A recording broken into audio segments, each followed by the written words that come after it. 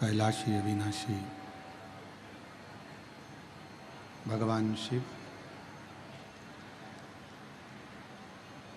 जिनकी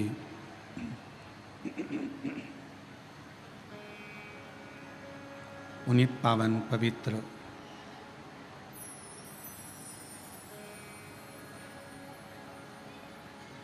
शिव महापुराण की कथा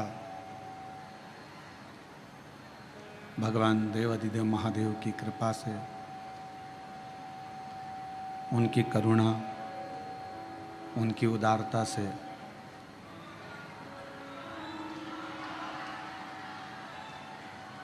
भगवान ओगड़दानी त्रिकालदर्शी कैलाशी अविनाशी शिव की करुणा से ये पवित्र पावन शिव महापुराण की कथा बैजापुर महाराष्ट्र की पवित्र धरा से आप और हम श्रवण करने के लिए बैठे हैं। कथा के मुख्य यजमान श्री जीवनलाल जी, रविंद्र कुमार जी संचेती, श्री विशाल जी संचेती, बैजापुर महाराष्ट्र, एवं कथा में विराजमान सभी बाबा देवाधिदेव महादेव के शिव भक्त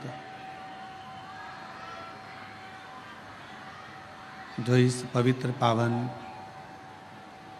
शिव महापुराण की कथा का लाभ ले रहे हैं। एक बार यजमान परिवार के लिए जोरदार ताली बजाकर उनका स्वागत, नंदन, अभिनंदन, जिन्होंने इस पवित्र पावन शिव महापुराण की कथा को दिव्यता और लगातार जलवृष्टि भी होती रही और कथा की तैयारी भी होती रही। कथा मंडप में विराजमान सभी संत, साधु एवं राजनेता, अधिकारी सभी को साधुवाद देता हूँ, जो इस पवित्र पावन कथा का लाभ लेने के लिए यहाँ विराजमान हुए। और तेरी कृपा बिना नहीं एक भी अणु लेते हैं श्वास, तेरी कृपा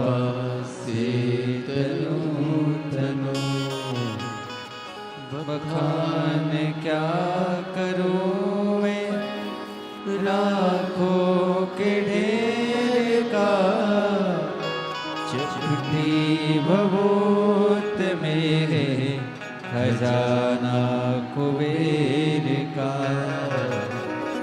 गंगहार मुक्ति द्वार ओमकार तू, भोले ओमकार तू, आयो शरण तिहारी शंभु तार तार तू।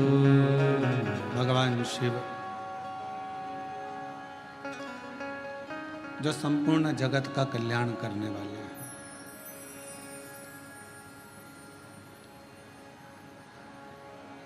तैंतीस कोटि देवताओं में केवल एक देवाधिदेव महादेव,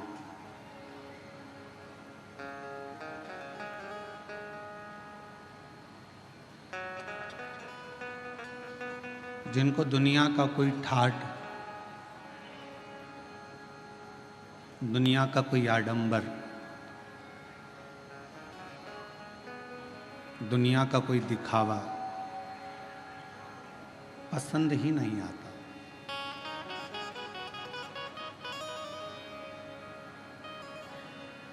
शिव जी को अगर प्रिय लगता है, भगवान शंकर को अगर प्रियता है,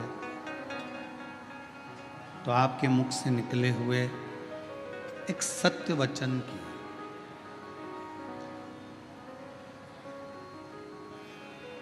शिव को प्रियता है तो केवल आपके मुख से निकले हुए एक सत्य वचन की। इसलिए शायद शिव जी को सत्यम शिवम सुंदरम कहा। जहां सत्य बसता है वहां शिव जी का निवास होता है, भगवान शंकर का निवास होता है।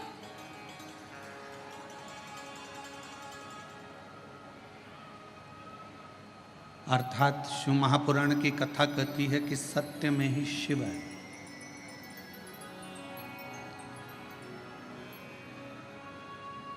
और उसको ढूंढने जाने के लिए कहीं पर भी जरूरत नहीं है।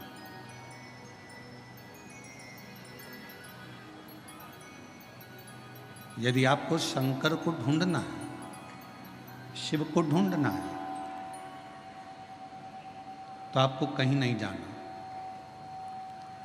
कुछ देर मौन होकर एकांत में आप शिव नाम को पुकारना प्रारंभ करो।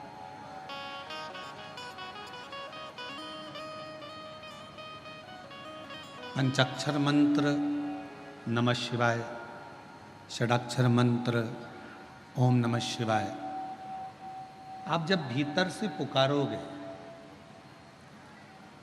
अंदर से पुकारना प्रारंभ करोगे, तो शिव महापुराण की कथा कहती है कि आपके अंदर ही शिव का दर्शन एक ना एक दिन बाबा भोलेनाथ जरूर करा देते।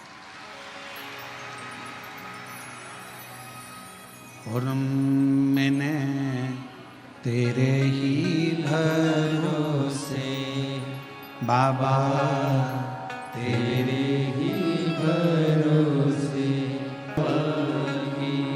भोले, मैं तेरी बदन शंभू, मैं तेरी बदन हवा बिच उड़ती जावागी बाबा, डोर तो छठी नाम कटी जावागी। शिव महापुराण की कथा कहती है कि दुनिया का सबसे बेकार दिन कौन सा होता है?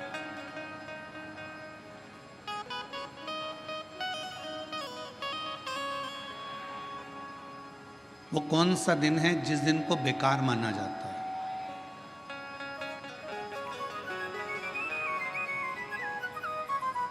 शिव महापुराण की कथा कहती है दुनिया का सबसे बेकार दिन उस दिन माना जाता है जिस दिन आपके चेहरे पर मुस्कुराहट ना हो और आपके मुख पर भगवान का नाम ना हो।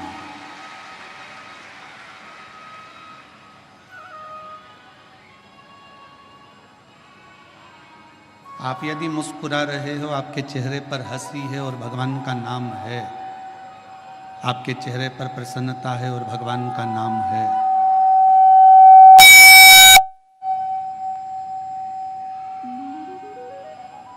आपके चेहरे पर प्रसन्नता है और आपके मुख पर भगवान शिव का नाम है, हरि विठ्ठल, पांडुरंगा, श्री विठ्ठल, रुक्माई,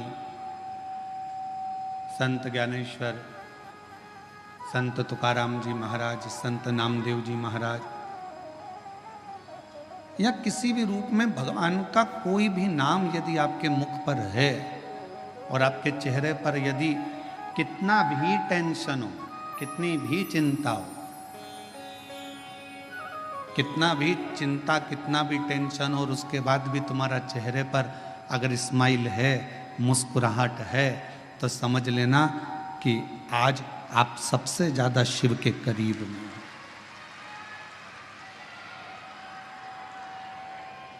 क्योंकि दिन ही बेकार वो माना गया है जिस दिन तुम्हारे चेहरे पर कोई मुस्कुराहट ना हो, कोई हंसी ना हो।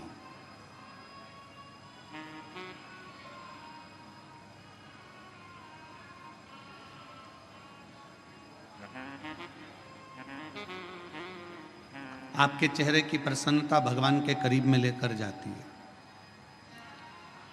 एक बात का स्मरण रखिएगा, मैया यशोदा जी ने श्रीमद् भागवत का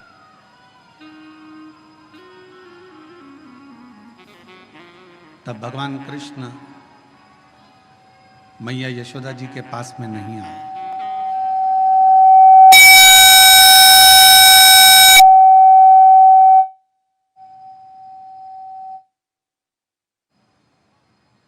जब मैया ने छड़ी उठाई तो भगवान कृष्ण मैया यशोदा जी के करीब में नहीं आए। मैया यशोदा की धुन सुन के मैं काशी नगरी आई हूँ, तेरे डमरू की धुन सुन के दोनों हाथों से ताली से काशी नगरी आई हूँ, तेरे डमरू की धुन सुन के मैं काशी नगरी आई हूँ, तेरे डमरू की धुन सुन के मैं काशी नगरी आई हूँ, मैं काशी नगरी आई हूँ, मैं काशी नगरी आई हूँ, मैं काशी नगरी आई हूँ। बेटी विदाई के बाद अगर बीवी मायके आए और रोती रोती आए तो बाप को भी चिंता लगती है, बाप को चिंता व्यापती है, पिता को टेंशन रहता है।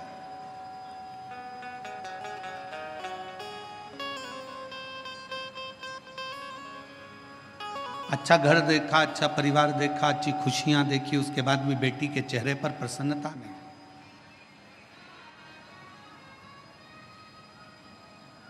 तो शिव के पास में जाओ, भगवान शंकर के करीब में जाओ, शिव जी के नज़दीक में जाओ, देवादिदेव महादेव के पास में जाओ तो चेहरे पर थोड़ी सी प्रसन्नता। और तो और हमने शिव महापुराण की कथा के माध्यम से पहले भी आपको कहा, आप एक लोटा जल शिव जी को नहीं चढ़ा सकते। आप भगवान शंकर को अगर एक लोटा जल नहीं चढ़ा सकते, आप भगवान शंकर को बेलपत्र नहीं चढ़ा सकते, आप भगवान शंकर को अगर एक पुष्प भी समर्पित नहीं कर सकते, शंकर के मंदिर में भी नहीं जा सकते, शिव के मंदिर में भी अगर प्रवेश नहीं कर सकते, शंकर के मंदिर में भी, भगवान शिव के द्वार पर मंदिर में भी अगर नहीं जा सकते, तो पहले भी कथा में कहा, फिर कह रहे हैं बेजापुर की इस पवित्र भूमि पर कि शिव के मंदिर भी ना जा सको तो शंकर के मंदिर के सामने से जब निकलो तो थोड़ा सा मुस्कुरा कर निकल जाना, तो भी शिव करुणा कर देते हैं, शिव कृपा कर।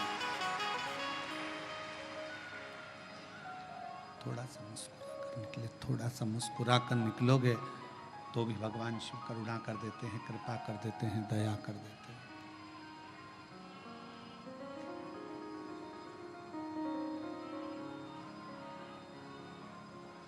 शिव करुणा सागर है, शिव दया सागर है, शिव कृपा सागर है।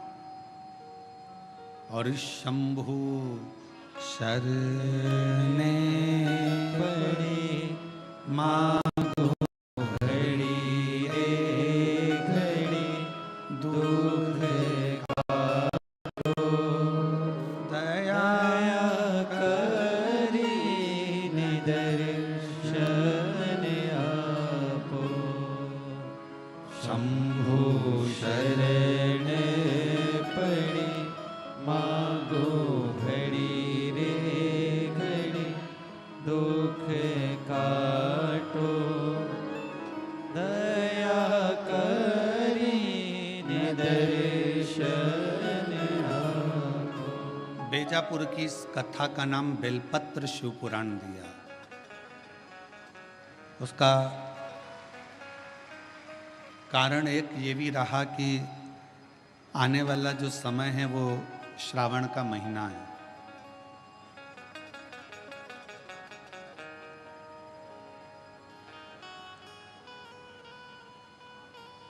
आने वाला जो समय है वो श्रावण का महीना है, और श्रावण के महीने में जब आप और हम प्रवेश करें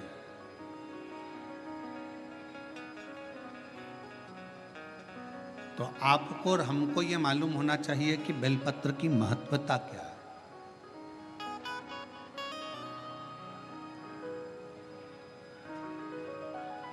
संचेती परिवार,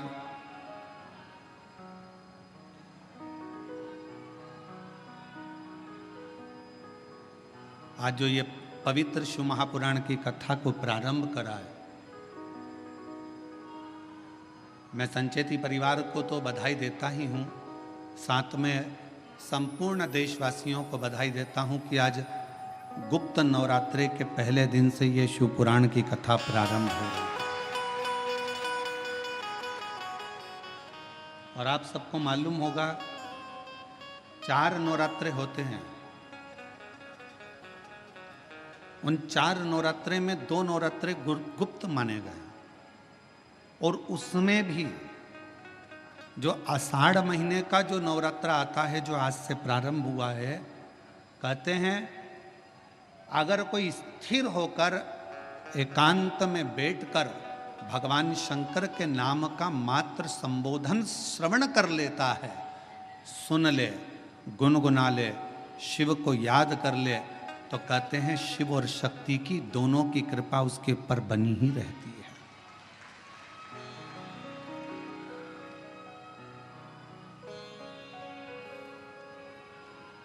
और आज वही नवरात्रे, गुप्त नवरात्रे से ये शिव कथा संचेती परिवार में प्रारंभ हुई। और उसमें परिवार को तो साधुता है, पर साथ में बेजापुर वालों के भी कोई 2 लोटे जल का कमाल है, ये पक्का है।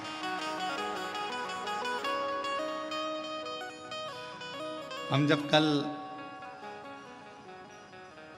विशाल जी के घर पहुंचे तो वहाँ पर माता जी कह रही थी विशाल जी की कि गुरु जी 25 साल से शंकर जी की आराधना कर रही हूँ और उसका फल आज प्राप्त हुआ है।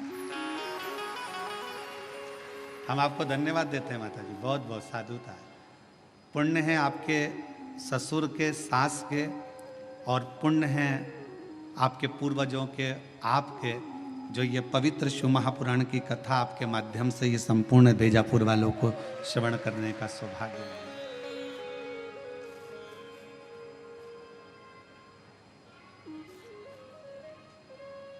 और वो भी इस पवित्र नवरात्रि के अवसर पर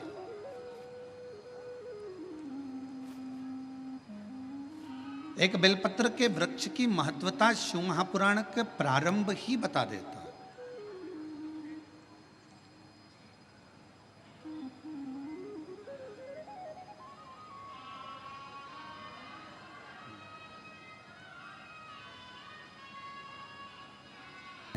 जितना जितना भगवान के नाम में, जितना जितना भगवान के स्मरण में इस जिह्वा को, इस शरीर को, इस मन को लगाएं।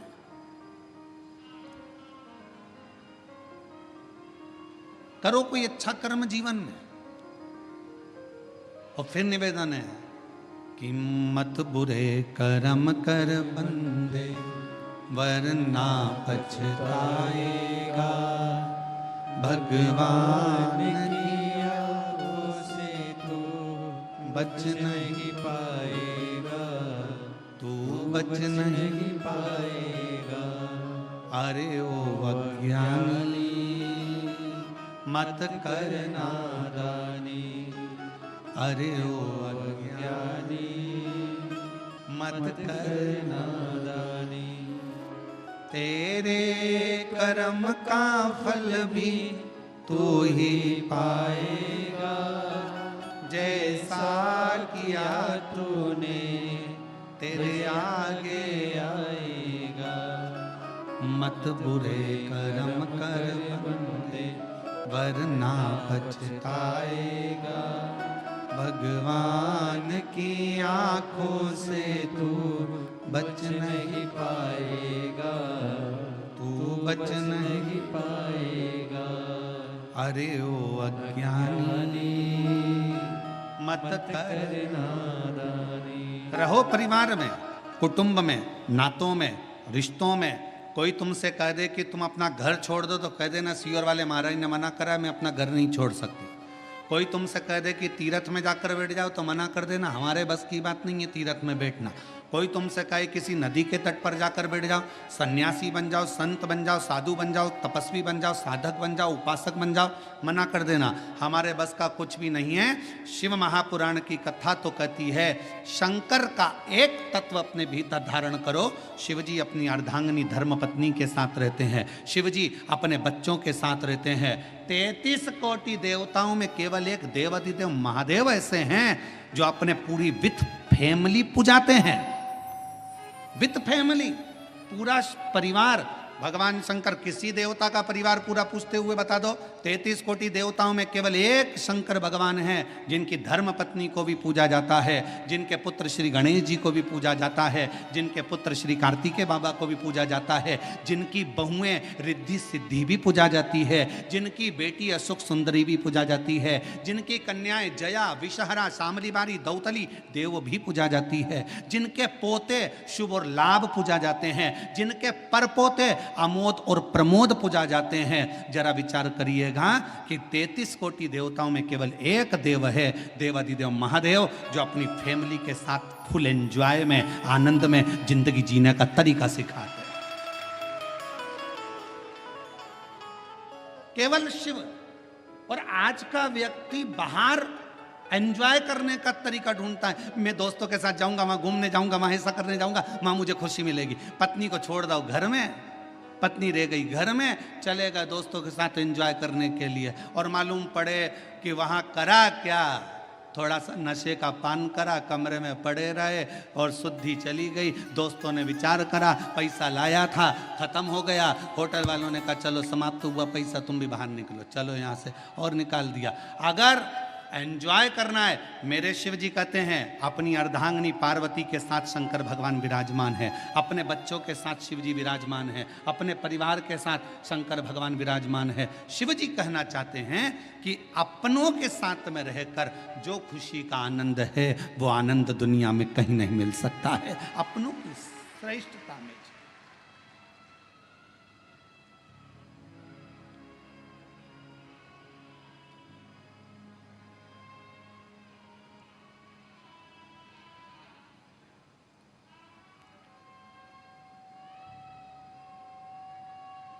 कल हमको बड़ा अच्छा लगा। हम संचेती परिवार में जब आए तो हमने पूछा ये सब लोग जो खड़े हैं कौन है, तो कहा, विशाल जी बोल रहे थे ये काका जी हैं, ये काकी जी हैं हमारे। अच्छा, ये हमारे ये हैं, ये हमारे वो हैं। अच्छा, हमें समझ में इतनी प्रसन्नता हो रही थी कि बताओ पूरा परिवार एक जगह पर। और शंकर जी के परिवार में एक चीज और है, थोड़ा सावधानी रखिएगा, सबको निभा के चलना है। जगत जननी दुर्गा भवानी बैठती है काय पर, जम के बोलो, शेर पर। शंकर भगवान बैठते हैं नंदी पर, शिव जी के गले में सर्प, गणेश जी चूहे पर, कार्तिकेय जी, अरे बोलते तो जाओ, मोर पर। हमें भी तो मालूम पड़े, बेजापुर में सबकी आवाज तो ठीक है। अगर जीजियों की आवाज डाउन होगी तो दिक्कत हमको होगी हो, तो थोड़ा सा दमदारी से बोलो। कार्तिकेय जी काय पर बैठते हैं? मोर पर। अब भाई आवाज इतनी जोरदार आवाज में बोला करो, घर जाके नजर भी उतरवा लिया करो।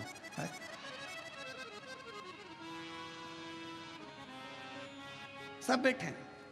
शिव जी नंदी पर है, मां जगत जननी दुर्गा भवानी शेर पर है। शेर नंदी को नहीं छोड़े अगर समय मिल जाए तो, सर्प चूहे को नहीं छोड़े, मोर सर्प को नहीं छोड़े, सब दुश्मन।